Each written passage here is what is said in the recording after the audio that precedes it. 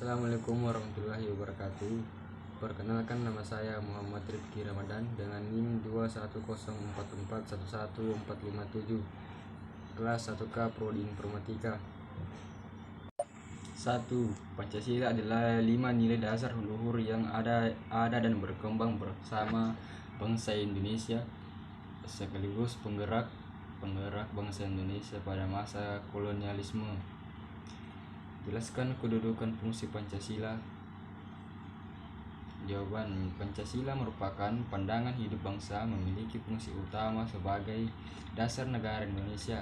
Dalam kedudukannya yang demikian, Pancasila menempati kedudukan yang paling tinggi sebagai sumber dari segala sumber hukum atau sebagai sumber hukum dasar nasional dalam tata hukum Indonesia.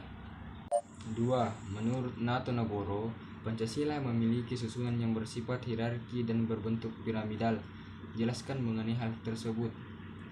Secara singkat, uraian Natonegoro di atas dapat dinyatakan bahwa bentuk susunan hierarkis piramidal Pancasila ialah kesatuan bertingkat yang tiap sila di muka sila lainnya merupakan basis atau pokok pangkalnya, dan tiap sila merupakan penyusunan dari nilai di mukanya. 3. Jelaskan pendapat Anda mengenai keterkaitan antara sila dan Pancasila. Jawab. Dalam Pancasila terdapat nilai-nilai yang bersifat sistematis, fundamental, dan menyeluruh, sehingga sebagai dasar negara Pancasila harus dipandang sebagai pedoman hidup yang bulat dan utuh, hierarkis dan sistematis, karena Pancasila merupakan satu kesatuan yang utuh dan saling berkaitan. 4. Menurut Anda, apa yang membuat Pancasila dapat diterima di tengah banyak keragaman atau perbedaan yang ada di Indonesia? Karena Pancasila adalah pemersatu bangsa dan landasan dasar negara Republik Indonesia. 5. Jelaskan makna masing-masing sila dalam Pancasila. 1. Ketuhanan yang Maha Esa. Makna yaitu Tuhan yang Maha Esa sebagai cahaya bagi kehidupan manusia. 2. Kemanusiaan yang adil dan beradab. Maknanya adalah manusia saling membutuhkan satu sama lain, dijadikan pedoman bangsa Indonesia untuk menghargai hak asasi manusia sesama warga masyarakat. 3. Persatuan Indonesia. Maknanya yaitu dijadikan bangsa Indonesia untuk mengutamakan kepentingan bangsa daripada kepentingan individu. 4. Kerakyatan yang dipimpin oleh hikmat kebijaksanaan dalam permusyawaratan perwakilan. Ini bermakna bahwa masyarakat harus bermusyawarah dan berkumpul untuk mengambil suatu keputusan. 5. Keadilan sosial bagi seluruh rakyat Indonesia. Maknanya adalah negara Indonesia bersungguh-sungguh mensejahterakan rakyat tanpa membeda-bedakan status sosial dan ekonomi. 6. Sebutkan dan jelaskan contoh pengalaman setiap sila dalam Pancasila dalam kehidupan sehari-hari. Sila pertama, ketuhanan yang Maha Esa. 1. Menghormati teman, tetangga maupun saudara yang berbeda agama dan kepercayaan saat melaksanakan ibadah sesuai agama dan kepercayaan mereka masing-masing. 2. Bersikap ramah, sopan dan santun terhadap tetangga atau saudara yang berbeda agama dan kepercayaan. Sila kedua, kemanusiaan yang adil dan beradab. 1.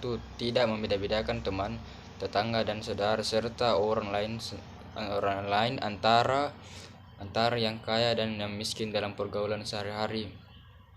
2. Menghormati saudara, tetangga dan orang lain yang lebih tua dari kita. Sila ketiga, persatuan Indonesia. 1. Berkomunikasi dengan teman, tetangga dan saudara yang berbeda daerah dengan menggunakan bahasa Indonesia. 2. Memakai barang yang diproduksi oleh atau disebut dengan barang lokal. Sila keempat, kerakyatan yang dipimpin oleh hikmat kebijaksanaan dalam permusyawaratan perwakilan. 1. Melaksanakan setiap hasil keputusan musyawarah bersama dengan penuh rasa tanggung jawab. 2. Menghargai teman, saudara, tetangga atau orang lain yang sedang berbicara maupun menyampaikan usul pada saat musyawarah. Sila kelima, keadilan sosial bagi seluruh rakyat Indonesia. 1. Ikut serta dalam kegiatan gotong royong, kerja bakti dan membersihkan lingkungan sekitar. Menghargai hak-hak teman, tetangga, saudara, dan orang lain dengan cara tidak mengganggu hak orang lain seperti tidak membunyikan radio keras padahal tetangga sedang sakit. 7. Jelaskan pendapat Anda mengenai pentingnya merawat nilai-nilai persatuan di Indonesia. Mengembangkan sikap tenggang rasa dan tepat salira, melakukan gotong royong dalam membersihkan lingkungan sekitar atau sarana umum, menghargai keberadaan dan fungsi setiap orang di dalam masyarakat tanpa membedakan satu dengan yang lainnya. 8. Menurut pandangan Anda, apa kaitan antara pembangunan di suatu negara dengan ideologi yang dianut negaranya? Yaitu, dalam rangka pembangunan suatu negara akan selalu berpedoman pada ideologi negara tersebut, seperti negara kita Indonesia yang berpedoman pada Pancasila.